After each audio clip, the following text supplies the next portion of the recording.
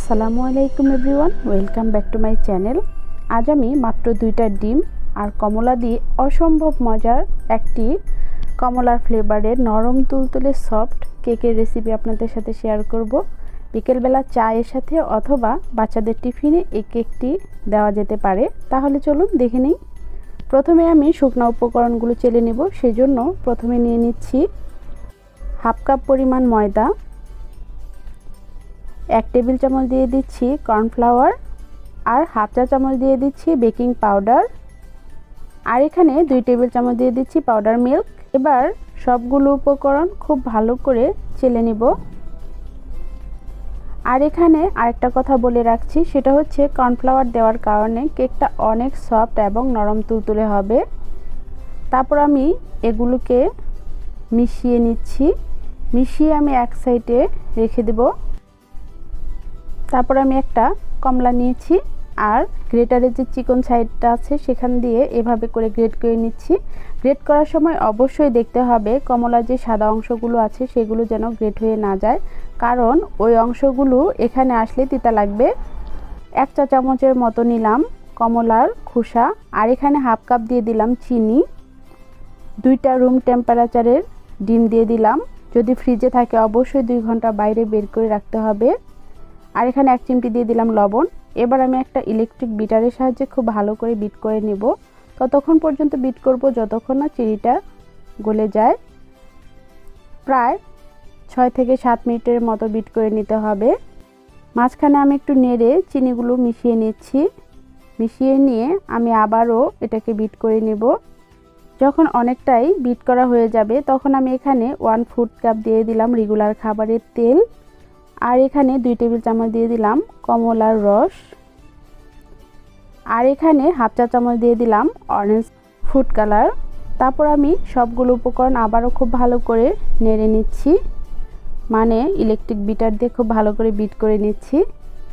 যখন বিট করা হয়ে যাবে তখন আমি শুকনো উপকরণগুলো মিশিয়ে নিব। সেজন্য এখানে অর্ধেক পরিমাণ শুকনো উপকরণগুলো ঢেলে দিচ্ছি। ঢেলে দিয়ে আমি এটা ইলেকট্রিক বিটার দিয়েই মিশিয়ে নিচ্ছি। কেউ চাইলে একটা হ্যান্ড উইক্স দিয়েও মিশিয়ে নিতে পারেন, তবে একদিকে ঘুরিয়ে ঘুরিয়ে মিশিয়ে নিতে হবে। তারপর আমি বাকি উপকরণগুলো ঢেলে দিলাম। ঢেলে দিয়ে আবারও মিশিয়ে নিচ্ছি। 2 থেকে 3 মিনিটের ভিতরেই মেশানো হয়ে যাবে। এবার আমি এটা এক সাইডে রেখে দিচ্ছি। আমি একটা মোল্ড নিয়ে নিলাম, আর এখানে পেপার বিছিয়ে একটু তেল ব্রাশ করে নিচ্ছি। তেল ব্রাশ করা হয়ে গেলে আমি কেকের যে মিশ্রণগুলো রেখেছিলাম সেগুলো ঢেলে নিচ্ছি। ঢেলে নেওয়া হয়ে গেলে এটাকে আমি অল্প করে ট্যাপ করে দিব। খুব বেশি একটা করতে হবে না, হালকা করে করলেই হবে, 2-3 বারের মতো। তারপর আমি চুলায় একটা প্যান দিয়ে 10 মিনিটের মতো প্রিহিট করে নিয়েছি। স্ট্যান্ড দিয়ে দিচ্ছি। তারপর স্ট্যান্ড দিয়ে কেকের মল্ডটা দিয়ে দিচ্ছি। দিয়ে এবার আমি ঢাকনা দিয়ে ঢেকে রাখবো। আর এখানে আমি একটা টিস্যু দিয়ে বন্ধ করে দিয়েছি। এবার এটাকে 10 মিনিটের মতো হাই হিটে, তারপর 30 মিনিট লো মিডিয়াম আঁচে জাল করব। 40 মিনিট পর আমি ঢাকনা খুলে নিয়েছি। নিয়ে একটা টুথপিক দিয়ে দেখে নিচ্ছি হয়েছে কি না। আমরা দেখতে পাচ্ছি হয়ে গিয়েছে, কারণ টুথপিকের সাথে কেক লেগে আসেনি। এবার নামিয়ে ঠান্ডা করে একটা নাইফ দিয়ে সাইড দিয়ে ছাড়িয়ে নিচ্ছি। কেকটা একদম পারফেক্ট হয়েছে এবং আমি অরেঞ্জের যে ফ্লেভারটা পাচ্ছি, খুব সুন্দর একটা স্মেল এসেছে। আর এভাবে করে উল্টে নিলাম। নিয়ে নিচের পেপারটাও খুলে নিচ্ছি। আমরা দেখতেই পাচ্ছি নিচেও পারফেক্টভাবে হয়েছে। এবার এটাকে ঘুরিয়ে নিচ্ছি। নিয়ে পিস করে কেটে নিব। আপনারা আপনাদের পছন্দ অনুযায়ী কেটে নেবেন। এটা তো দেখেই বোঝা যাচ্ছে কতটা সফট এবং স্পঞ্জি হয়েছে, আর খেতে তো অসম্ভব মজার। দেখলেন তো কত ঝটপট রেডি হয়ে গেল এই অরেঞ্জ কেক।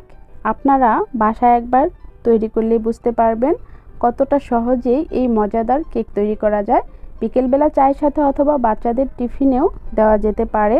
আপনারা অবশ্যই এইভাবে বাসায় তৈরি করবেন, আর কেমন লাগলো আমাকে কমেন্ট সেকশনে জানাবেন। আর আমার চ্যানেলের রেসিপিগুলো ভালো লাগলে চ্যানেলটিকে সাবস্ক্রাইব করে পাশে থাকা অল বাটনে ক্লিক করে রাখবেন। আমার পেজ ফলো করতে পারেন, লাইক কমেন্ট শেয়ার করে আমার পাশে থাকবেন। আপনাদের সবাইকে অনেক অনেক ধন্যবাদ জানিয়ে আজকের মতো বিদায় নিচ্ছি। আল্লাহ হাফেজ।